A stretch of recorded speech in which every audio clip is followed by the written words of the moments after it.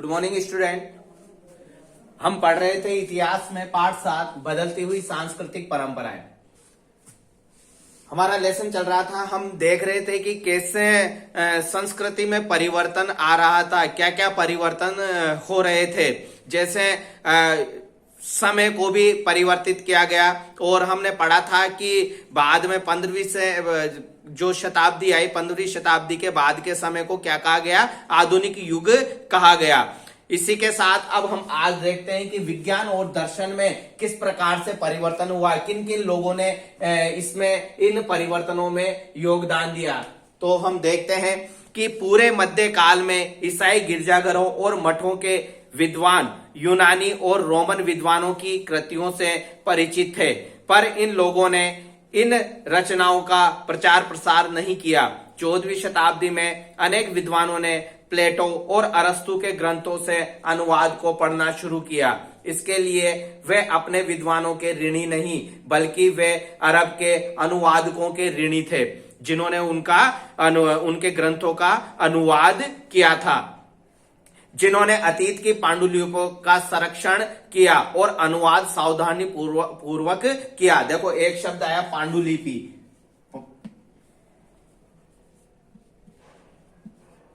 पांडुलिपियां जिन प्राचीन ग्रंथों को जो संग्रहित करके रखा जाता है, मूल ग्रंथ जो होते हैं उन्हें हम क्या कहते हैं? पांडुलिपि कहते हैं।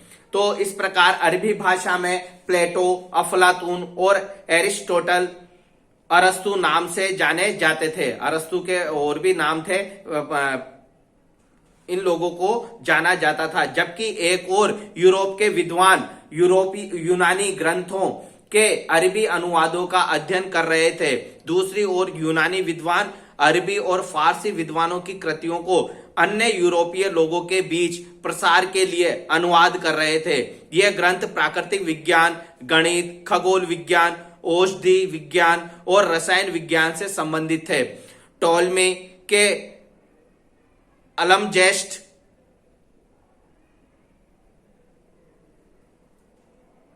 खगोल शास्त्र पर रचित ग्रंथ, जो 140 ईस्वी के पूर्व यूनानी भाषा में लिखा गया था। टोलमी ने एक ग्रंथ लिखा था खगोल शास्त्र के ऊपर। देखते हैं हम कि टोलमी ने एक ग्रंथ लिखा। टोलमी ने एक ग्रंथ लिखा, उस ग्रंथ का नाम था अलमजेस्ट।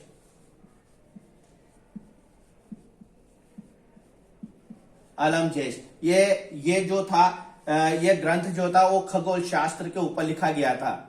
खगोल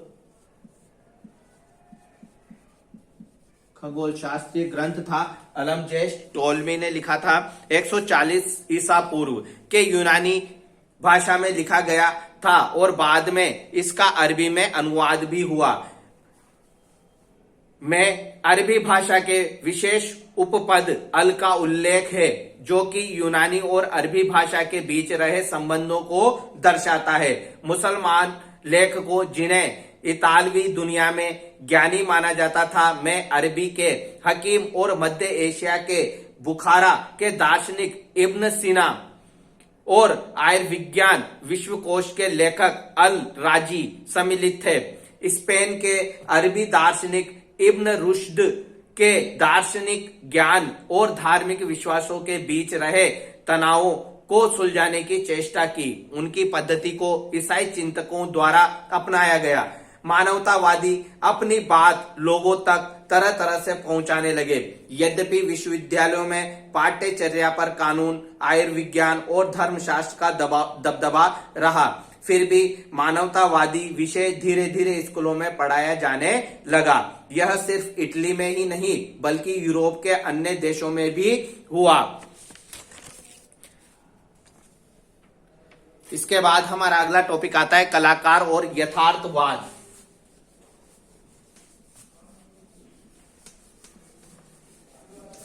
अगला हमारा टॉपिक है कलाकार और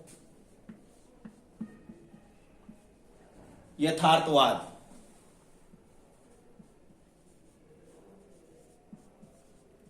कलाकार और यथार्थवाद। तो देखते हैं हम उस काल के लोगों के विचार को आकार देने का साधन मानवतावादियों के लिए केवल औपचारिक शिक्षा ही नहीं थी। कला, वास्तुकला और ग्रंथों ने मानवतावादी विचारों को फैलाने में प्रभावी भूमिका निभाई। और जो मानवतावादी विचारक थे, उनको जो विचारों को फैलाने का कार्य है वो कला के द्वारा भी किया गया है ना। कला, वास्तुकला के माध्यम से भी उनके विचारों को लोगों तक फैलाया गया। कला प्रकृति में रची बसी होती है, जो इसके सार को पकड़ सकता है वहीं इसे प्राप्त कर सकता है। इसके अतिरिक्त आप अपनी कला को गणित द्वारा दिखा सकते हैं। जिंदगी की अपनी आकृति से आपकी कृति जितनी जुड़ी होगी उतना ही सुंदर आपका चित्र होगा। कोई भी आदमी केवल अपनी कल्पना मात्र से एक सुंदर आकृति नहीं बना सकता जब तक उसने अपने मन को जीवन की प्रतिछवि से न भर लिया हो। यह कहा है अल्बर्ट ड्यूरर ने। ड्यूरर द्वारा बनाया गया यह रेखा चित्र 16वीं शताब्दी की इतालवी संस्कृति का आभास कराता है, जब यहाँ के लोग गहन रूप से धार्मिक थे, परंतु उन्हें मनुष्य की योग्यता पर भरोसा था कि वह निकट पूर्णता को प्राप्त कर सकता है और दुनिया तथा ब्रह्मांड के रहस्यों को सुलझा सकता है। पहले के कलाकारों द्वारा बनाए गए चित्रों के अध्ययन से नए कलाकारों को प्रेरणा मिली और जो पुराने कलाकारों द्वारा जो चित्र बनाए गए थे उन चित्रों से जो नए कलाकार आए उनको क्या मिली? प्रेरणा मिली। रोमन संस्कृति के भौतिक अवशेषों की उतनी ही उत्सुकता के साथ खोज की गई जितनी की अतीत के प्राचीन ग्रंथों की। रोम साम्राज्य के पतन के 1000 साल बाद भी प्राचीन रोम और उसके उजाड़ नगरों के खंडरों में कलात्मक वस्तुएं मिली। अनेक शताब्दियों पहले बनी आदमी और औरतों की संतुलित मूर्तियों के प्रति आदर ने उस परंपरा को कायम रखने के लिए इतालवी वास्तुविदों को प्रोत्साहित किया। 1416 में दोनातल्लो ने सजीव मूर्तियां बनाकर नई परंपरा कायम की। और 1416 में एक कलाकार थे दोनातल्लो।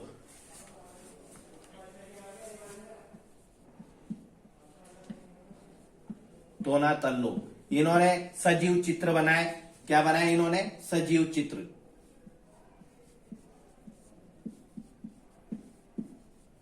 सजीव चित्र बनाए। कलाकारों द्वारा हूबहू मूल आकृति जैसी मूर्तियों को बनाने की चाह को वैज्ञानिकों के कार्यों से सहायता मिली। नर कंकालों का अध्ययन करने के लिए कलाकार आयुर्विज्ञान कॉलेजों की प्रयोगशालाओं में गए। बेल्जियम मूल के आंड्रियस वेसेलियस पादुआ विश्वविद्यालय में आयुर्विज्ञान के प्राध्यापक थे। पहले व्यक्ति थे जिन्होंने सूक्ष्म परीक्षण के लिए मनुष्य के शरीर की चीरफाड़ की। देखो, एक व्यक्ति है बेल्जियम के, कहां के? बेल्जियम के व्यक्ति हैं। उनका नाम है आंड्रियस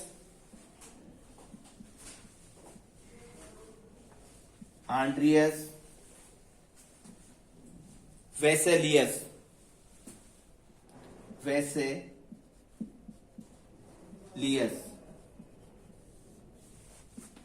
इन्होंने सबसे पहले शरीर की चीरफाड़ करी थी। किसकी चीरफाड़ करी थी? शरीर की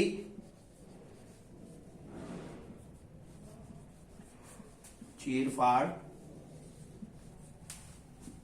की सर्वप्रथम शरीर की चीरफाड़ का जो श्रेय जाता है वो जाता है बेल्जियम मूल के निवासी हैं आंड्रियस वेसेलियस। इन्हें जाता है। ये पादुआ विश्वविद्यालय में जो थे प्राध्यापक थे। इसी समय से आधुनिक शरीर क्रिया विज्ञान का प्रारंभ हुआ। और इसी समय से, कब से? जब इन्होंने ये थे 1514 से 1564 तक। 1514 से 1564 तक ये पादुआ विश्वविद्यालय में प्राध्यापक के पद पर रहे। दोनातल्लो, है ना, आंड्रियस वेसेलियस इन्होंने सबसे पहले शरीर की चीरफाड़ करी थी, उसी समय से शरीर क्रिया विज्ञान का प्रारंभ हो गया था। चित्रकारों के लिए नमूने के तौर पर प्राचीन कृतियां नहीं थी, लेकिन मूर्तिकारों की तरह उन्होंने यथार्थ चित्र बनाने की कोशिश की। उन्हें अब यह मालूम हो गया कि रेखा गणित के ज्ञान से चित्रकार अपने परिदृश्य को ठीक तरह से समझ सकता है तथा रूप दिया जा सकता तथा प्रकाश के बदलते गुणों का अध्ययन करने से उनके चित्रों में त्रिआयामी रूप दिया जा सकता है। लेप चित्र के लिए तेल के एक माध्यम के रूप में प्रयोग गए वस्त्रों के डिजाइन और रंग संयोजन में चीनी और फारसी चित्रकला का प्रभाव दिखाई देता है, जो उन्हें मंगोलों से मिली थी। और जो कपड़े पर जो चित्रकारी करनी है उसके लिए किसका इस्तेमाल किया गया? तेल का इस्तेमाल किया गया। इस तरह शरीर विज्ञान, रेखा गणित, भौतिकी और सौंदर्य की उत्कृष्ट भावना ने इतालवी कला को नया रूप दिया, जिसे बाद में यथार्थवाद कहा गया। यथार्थवाद की यह परंपरा 19वीं शताब्दी तक चलती रही। इसके बाद हमारा नेक्स्ट टॉपिक आता है वास्तुकला। तो वास्तुकला के बारे में हम देखते हैं कि कैसे परिवर्तन आया वास्तुकला में। 15वीं शताब्दी में रोम नगर भव्य रूप से पुनर्जीवित हो उठा। 1417 से पोप राजनीतिक दृष्टि से शक्तिशाली बन गए, क्योंकि 1378 से दो प्रतिस्पर्धी पोप के निर्वाचन से जन्मी दुर्बलता का अंत हो गया था। उन्होंने रोम के इतिहास के अध्ययन को सक्रिय रूप से प्रोत्साहित किया। पुरातत्वविदों द्वारा रोम के अवशेषों का सावधानी से उत्खनन किया गया। इसने वास्तुकला की एक नई शैली को प्रोत्साहित किया, जो वास्तव में रोम साम्राज्य कालीन शैली का पुनरुद्धार थी, जिसे अब शास्त्रीय शैली कहा गया। पोप, धनी व्यापारियों और अभिजात वर्ग के लोगों ने उन वास्तुविदों को अपने भवनों को बनाने के लिए नियुक्त किया, जो शास्त्रीय वास्तुकला से परिचित था। और जो बड़े तबके के लोग थे, उन्होंने इनको वास्तुकला के लिए नियुक्त किया। चित्रकारों और शिल्पकारों ने भवनों को लेप चित्रों, मूर्तियों और उभरे चित्रों से भी सुसज्जित किया। इस काल में कुछ ऐसे भी लोग हुए जो कुशल चित्रकार, मूर्तिकार और वास्तुकार सभी कुछ थे। इसका सबसे श्रेष्ठ उदाहरण है माइकल एंजेलो बुआनारोत्ती। कौन? माइकल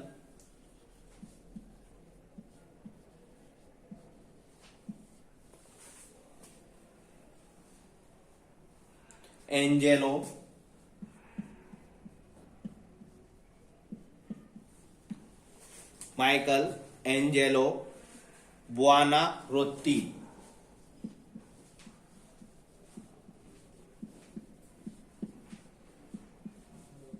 माइकल एंजेलो बुआनारोत्ती इस प्रकार के कुशल चित्रकार हुए, जिन्होंने पोप के सिस्टीन चैपल की भीतरी छत में लेप चित्र, दी पाइटा नामक प्रतिमा और सेंट पीटर गिरजे के गुम्बद का डिजाइन बनाया, और इनकी वजह से माइकल एंजेलो अमर हो गए।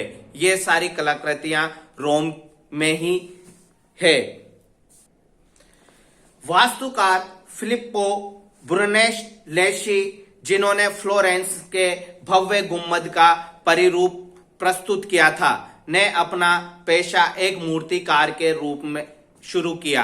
इस काल में एक और अनोखा बदलाव आया। अब कलाकार की पहचान उसके नाम से होने लगी, न कि पहले की तरह उसके संघ या श्रेणी के नाम से। अब देखो, इनका जो पहचान है ये एक धीरे धीरे अब क्या हुआ कि इन्होंने ख्याति प्राप्त कर ली, तो इनकी कलाकार के रूप में पहचान होने लगी। इसके बाद हमारा अगला टॉपिक है प्रथम मुद्रित पुस्तकें। प्रथम मुद्रित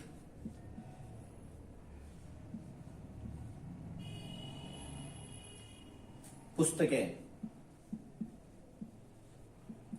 मतलब पहली छपी हुई किताबें, पुस्तक मतलब किताब, मुद्रित मतलब छपी हुई, प्रथम मुद्रित पुस्तकें कौन कौन सी थी? तो देखते हैं। दूसरे देश के लोग यदि महान कलाकारों द्वारा रचित लेप चित्रों, मूर्तियों और भवनों को देखना चाहते थे तो उन्हें इटली की यात्रा करनी पड़ती थी। किंतु जहां तक साहित्य की बात है, जो कुछ भी इटली में लिखा गया विदेशों तक पहुंचा, यह सब 16वीं शताब्दी की क्रांतिकारी मुद्रण प्रौद्योगिकी की दक्षता की वजह से हुआ। इसके लिए यूरोपीय लोग अन्य लोगों के मुद्रण प्रौद्योगिकी के लिए चीनियों के तथा मंगोल शासकों के ऋणी रहे, और यूरोप में जो मुद्रित पुस्तकें छपी उसके लिए वो लोग चीनी और मंगोल शासकों के ऋणी रहे, क्योंकि यूरोप के व्यापारी और राजनयिक मंगोल शासकों के राज दरबार में अपनी यात्राओं के दौरान इस तकनीक से परिचित हुए थे। ऐसा ही अन्य 3 प्रमुख तकनीकी नवीकरणों आग्नेयास्त्र, कंपास और फलक के विषय में भी हुआ। इससे पहले किसी ग्रंथ की कुछ ही हस्तलिखित प्रतियां होती थी। सन 1455 में जर्मन मूल के जोहानेस गुटेनबर्ग, जिन्होंने पहले छापेखाने का निर्माण किया, देखो जर्मन मूल के थे, ये थे जोहानेस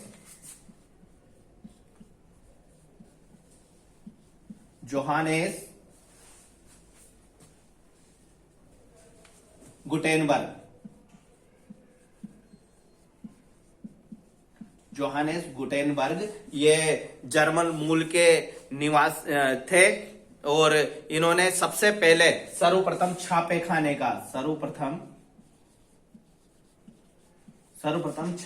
का आविष्कार किया था।